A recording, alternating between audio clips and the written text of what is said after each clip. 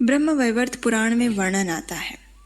हे शौनक, एकादशी जो कि आनंद, धार्मिकता तथा उत्तम गुणों का स्रोत है, जो सर्वोच्च गुण संपन्न दिवस है, जो संपूर्ण जगत के स्वामी पुरुषोत्तम भगवान का अत्यंत प्रिय दिवस है, जो भी इस दिन व्रत का संकल्प लेता है वह इस भौतिक जगत से पूर्णतया मुक्त होने का अधिकारी बन जाता है।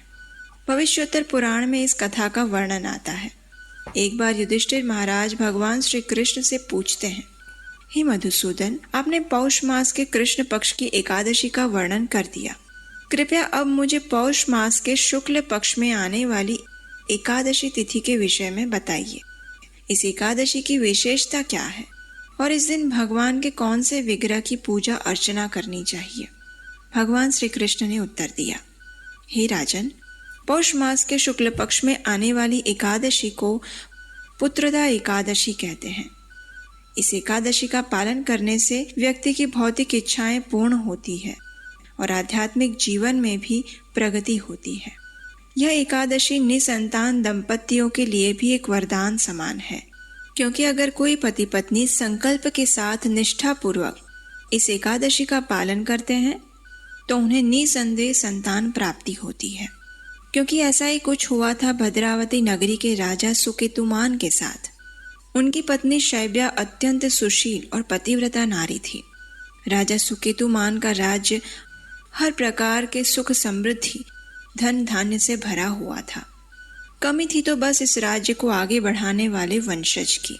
जी हाँ, विवाह के अनेक वर्षों होने के बाद भी उन्हें संतान का सुख प्राप्त नहीं हुआ था। यही बात राजा और रानी को दीमक की तरह खाए जा रही थी। ऐसा कौन सा उपाय किया जाए जिससे वे भगवान को प्रसन्न कर सकें और उन्हें भी संतान का सुख प्राप्त हो सके। एक दिन वे दोनों अपने पितरों का तर्पण कर रहे थे। उस समय भी उनके मन में यही विचार चल रहा था कि कुछ समय बाद उनके पितरों का तर्पण करने वाला कोई नहीं बचेगा। राजा ने मन में सोचा, हे प्रभु, कहा जाता है कि पुत्र के बिना विवाह जीवन व्यर्थ है। पुत्र की अनुपस्थिति में व्यक्ति अपने पितृ ऋण से मुक्त नहीं हो सकता। इस जन्म में पुत्र और पौत्र होना ये इसी बात का प्रमाण है कि उस व्यक्ति ने अपने पूर्व अनेक जन्मों में भगवान श्री विष्णु की आराधना और भक्ति की है। लेकिन मैं इतना दुर्भाग्यशाली हूँ कि अनेक प्रयास करने के बाद भी मुझे संतान का सुख प्राप्त नहीं हो रहा। इस प्रकार विचार करते करते उस दिन राजा अत्यंत दुखी हो गए और किसी को बताए बिना राजमहल से चले गए। अपने अश्व पर सवार होकर व्याकुल मन से युक्त राजा अकेले ही जंगल में निकल पड़े। चारों ओर घना जंगल फैला हुआ था। सुंदर फूलों से सजे हुए अनेक वृक्ष और लताएं झूम रहे थे। हाथी, हिरण, सियार जैसे अनेक प्राणी अपने अपने झुंड में परिवार के साथ विहार कर रहे थे।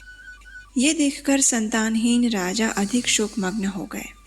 घूमते हुए मध्याह्न का समय हो चला था। राजा भूख और प्यास से व्याकुल हो गए थे, लेकिन अब उनकी समस्या का अंत आने वाला था। जंगल के अंदर दूर जाते हुए एक स्थान पर उन्होंने एक सुंदर तालाब देखा, बिल्कुल मानसरोवर जैसा, जिसमें आकर्षक मछलियां तैर रही थी। सुगंधित कमल पुष्प खिले हुए थे और मगरमच्छ भी विहार कर रहे थे। जलाशय के किनारे पर अनेक आश्रम बने हुए थे, जहां अनेक तपस्वी और ऋषि रहते थे। राजा उस जलाशय के पास जाकर अपने अश्व से नीचे उतरे और वहां भगवान के नाम का जप कर रहे ऋषियों के पास गए। राजा ने उन्हें दंडवत प्रणाम किया और प्रार्थनाएं अर्पित की। राजा की विनम्रता को देखकर प्रसन्न हुए ऋषियों ने कहा, हे राजन, कृपया बताएं, आप कौन हैं? इस जंगल में किस उद्देश्य से आए हैं और हम आपकी क्या सहायता कर सकते हैं? ऋषियों की प्रेमपूर्ण वाणी सुनकर राजा द्रवित हो उठे। उन्होंने अपना परिचय दिया और ऋषियों से उनका परिचय पूछा। राजा की जिज्ञासा देखकर ऋषियों ने कहा, हे राजन, हमें विश्व के 10 पुत्र अर्थात विश्वदेव के नाम से जाना जाता है। हमारे नाम है वसु, सत्य, क्रतु, दक्ष, काल, काम, धृति, पुरुरवा, माद्रव और कुरु। हम इस जलाशय में स्नान करने आए हैं। कुछ ही समय में माघ मास प्रारंभ हो जाएगा और आज अत्यंत पवित्र पुत्रदा एकादशी है। जो व्यक्ति पुत्र की इच्छा है उसे इस एकादशी का दृढ़ निष्ठा पूर्वक पालन करना चाहिए। ऋषियों की बात सुनकर राजा ने उत्सुकता पूर्वक कहा, हे ऋषिगण, लंबे समय से मैं एक आदर्श पुत्र प्राप्त करने हेतु प्रयासरत हूँ, लेकिन अभी तक मेरे भाग्य का उदय नहीं हुआ है।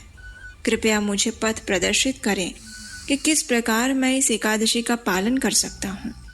राजा की तीव्र जिज्ञासा को सुनकर ऋषियों ने राजा को संपूर्ण विधि बताई। राजा सुकेतुमान ने नियम पूर्वक इन महान ऋषियों के साथ पुत्रदा एकादशी का पालन किया। अगले दिन द्वादशी पर निर्धारित समय पर पारण किया, ऋषियों को यथासंभव दान दिया, उन्हें प्रणाम किया और फिर वापस अपने राज्य में आ गए। कुछ समय बाद उनकी रानी शैब्या गर्भवती हुई और उन्होंने एक तेजस्वी पुत्र को जन्म दिया।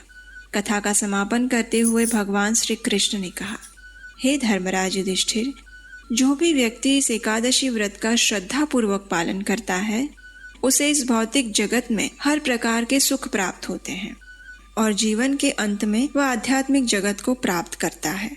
जो व्यक्ति इस कथा का श्रवण मात्र भी करता है उसे भी अश्वमेघ यज्ञ करने का फल प्राप्त होता है।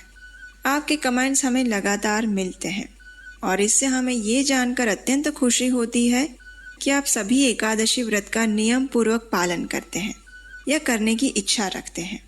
आपका यही प्रयास भगवान श्री कृष्ण को सर्वाधिक प्रसन्न करता है। इस एकादशी पर भगवान श्री नारायण के विग्रह या चित्र की पूजा अर्चना करनी चाहिए। प्रातः ब्रह्म मुहूर्त में उठ जाइए, स्नान इत्यादि से स्वच्छ होकर अपने घर में मंदिर में जाकर भगवान की प्रातःकालीन मंगला आरती कीजिए। उसके बाद उन्हीं के समक्ष हाथ में गंगाजल लें और एकादशी व्रत का संकल्प लीजिए। तुलसी देवी को जल अर्पण कीजिए, उनकी प्रदक्षिणा कीजिए, दीप अर्पण कीजिए और ये नाम जप।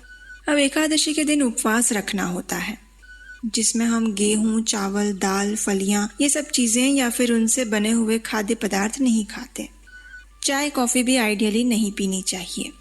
हाँ, आप फल, दूध, ड्राई फ्रूट्स या एकादशी प्रसाद ले सकते हैं, लेकिन पूरा दिन अपनी चेतना में भगवान श्री कृष्ण ही होने चाहिए।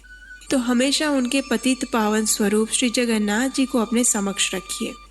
अगले दिन द्वादशी पर निर्धारित पारण समय देख लीजिए और उसी समय किसी सुयोग्य ब्राह्मण या वैष्णव को अपने घर में आमंत्रित कीजिए।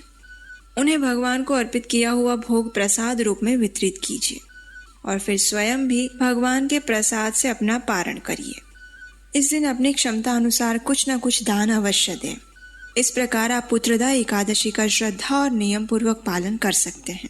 हरे कृष्णा।